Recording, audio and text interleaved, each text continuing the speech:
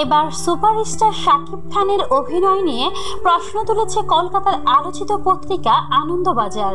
চালবাজে শাকিবের দুর্বল অভিনয় নিয়ে বলেছে, শাকিবের মুখের অভিব্যক্তির কোনো বদল ঘটে না খুশির বা দুঃখের দৃশ্যে।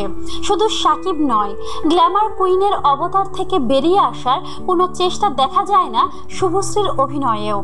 এদিকে সিনেমাটি মুক্তি পেতে না পেতেই এর বিরুদ্ধে নকলের অভিযোগ উঠেছে।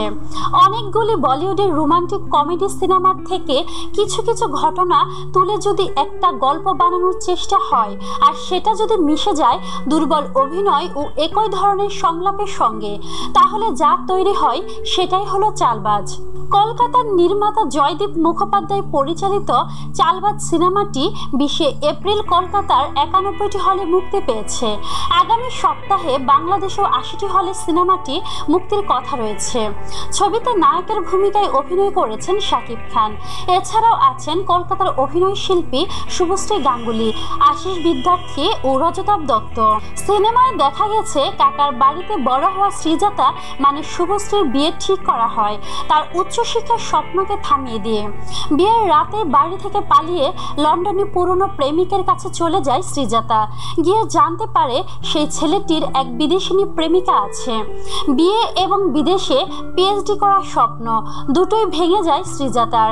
এমন সময়েই তার পরিচয় হয় টাকা রোজগারের জন্য ড্রাইভার থেকে শেফ, সব রকম কাজ করা রাজার সঙ্গে মানে শাকিব। রাজা টাকার জন্য সব করতে পারে, কিন্তু নিজের কাছে নিজে ছোট হয়ে যায় এমন কিছু করবে না। তারা একসঙ্গে দেশে ফিরে এলে শুরু হয় নানা ঘটনা। শ্রীজাতার বাড়ির লোকজন রাজাকেই তার বর ভেবে বসে। রাজার সহায়কের ভূমিকায় রজতাভের অভিনয় স্বভাবতই ভালো। এক কাপ চা বানাতেও জানে না সে, অথচ এক ব্যাগ হাতা খুন্তি নিয়ে গোয়া থেকে লন্ডন চলে যায় শেফ হতে।